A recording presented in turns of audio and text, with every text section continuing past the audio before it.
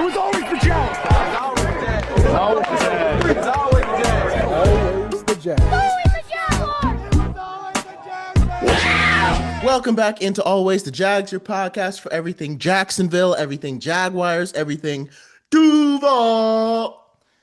Let's talk about how we can beat the Rams and what the game was looking out to. It looks like Devin Lloyd got hurt, so he won't be joining us in London, which is a huge blow to our defense because his skills and coverage were excellent. He was fitting his zone scheme extremely well. And I think that's part of what allowed JSN to kind of get open so much, because when JSN was running through zones, he would run into Devin Lloyd's zone, right? And so if Devin Lloyd has him, you know, Sam Darnold maybe looks that way and doesn't throw it and throws it to someone else, right?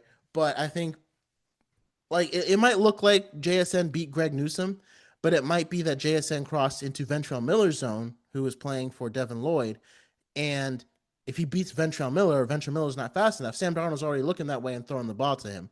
So by the time it passes off to Greg Newsome, JSN's already been open, and Greg Newsome's just chasing him to try to tackle him. You know, like it could have been something like that, or at least if he passes into Devin Lloyd's zone and he looks covered, now Sam has to go to another read. So those are the zone concepts that are making a difference. And I said all offseason, man, I wish we had a good coverage linebacker. And we finally do. He was right there. He just hadn't put it together yet. Because Foye Oluokun, he's a thumper. I still love him on our defense, but he's not great in zone. That's just not his thing. He's not a great coverage linebacker, is what I'll say. And the same thing with Venture Miller, same thing with Zach Kaiser. So that's why we really need to keep Devin Lloyd, because he's one of the best coverage linebackers in the NFL. He's our best coverage linebacker by far.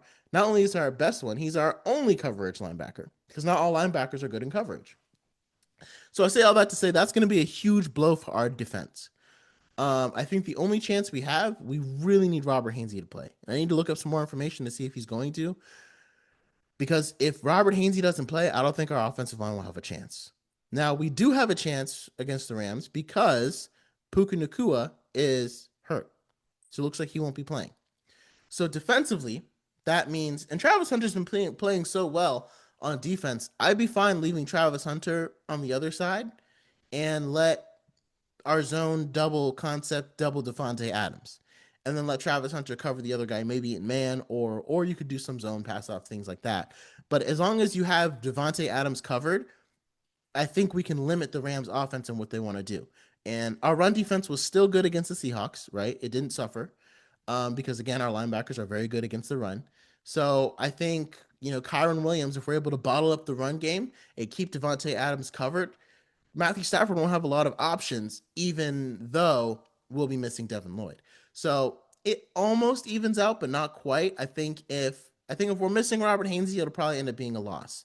If we do have Robert Hainsey, then it'll end up being, I think we can win, because Trevor just needed some more time. I think a lot of those throws were because he was getting antsy in the pocket because he kept getting hit so much. And all those pressures, that can throw off your accuracy and make you have a bad game. But I do think like that's something you got to learn or figure out how to overcome if you're going to be this level of quarterback, right? Pressure in your face. And Trevor, like, don't get me wrong, he's not scared of pressure. He will stand in there and take a hit. When I say he was getting antsy in the pocket, I mean, like, there are times where Trevor will see a guy that's open and he'll know a guy is coming, but he's like, I have enough time to complete this throw. He looks at it, makes it. It's an accurate throw, like what he did to Brian Thomas Jr. against the Chiefs. But I think a couple of times before Trevor was ready to make his throw, he got hit, right? And so now he's thinking, every time he makes a throw, he's thinking, I got to make this throw quicker so I don't get hit before the throw comes. Because the last thing you want to do is be throwing while you're hit, because the ball is most vulnerable in that position. And a lot of that kind of comes down to the offensive line. So I think that kind of messed up his internal clock, right? Because like now you're trying to throw the ball quicker and it won't be as accurate because you don't have enough time to really pinpoint where it's going to go, because you think, oh, I'm about to get hit because I've been getting hit all game. And the best way to solve that is to get Robert Hainsey back and give him good protection and see what he can do. Because it's a shame, because Brian Thomas Jr. had a good game. Travis Hunter wasn't really able to build off of the Chiefs' performance in this game.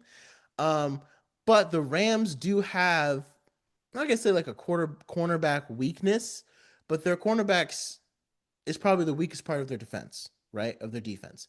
So if we can give Trevor a pocket, right? Maybe leave some guys in to protect. And that's it. And not having Brenton Strange hurts because the run game really does set up the pass. Um, but leave guys like LaQuint Allen in more often, or leave ETN in more often to protect. I think with time, our receivers could beat their defensive backs as long as Liam Coen draws up the right scheme. And he did want to attack the Seahawks secondary because they were missing guys. I think he called a game plan for that, but that game plan called for time in the pocket, and the Seahawks weren't giving him that. And I think that's what ended up ruining the game and messing up the game plan for us. I also think I want to see, especially in this game, I want to see some design Trevor runs because they mentioned it in the Chiefs game. Sometimes Trevor is one of those guys where like if nothing's happening, like it takes a minute for him to get going. It takes a minute for him to get going. He doesn't necessarily come out onto the field, start like dropping dimes everywhere. Sometimes it takes a second for him to like, but one of the ways to do that is with a run. Let him run and go pick up a first down. And then he gets fired up and now he's like kind of in the zone. And so like whenever things were breaking down against the Chiefs, when he scrambled and got that run, it was kind of like, yeah, he got fired up. And we can design that to make that happen. Like it's a running offense, and having a third person, just having him fake the handoff and take it himself, just it doesn't have to be often, but just once or twice a drive, maybe once or twice a quarter, is enough to at least confuse the defense a little bit because now they got another guy to defend. You can use that running back that you fake the ball off to as your lead blocker or as a blocker to take one guy out, and now you have one extra. Now you have one extra guy on the defense taken out, and the quarterback can go make something happen. And again, just to kind of get Lawrence in a rhythm, because right now in the Chiefs game, it felt like, oh, if we get Lawrence running, that'll unlock his passing. And that's what, and like that's what felt like was well, it felt like that's what we were gonna do against the Seahawks. It just never really manifested.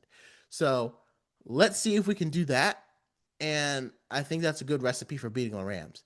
But it all comes back to Robert Hainsey. So whatever you got to do, we need him healthy, right? Like he's got to be out there on the field because we obviously need him. So let me know your thoughts. Are the Jaguars going to be able to pull off a win against the Rams in London? And never forget, it was always the Jags. Thank you so much for watching Always the Jags. Make sure you like and subscribe down below. Check out some of these other videos that I'm sure you'll be interested in as we chase Duval greatness. Thank you for joining us again, and until next time.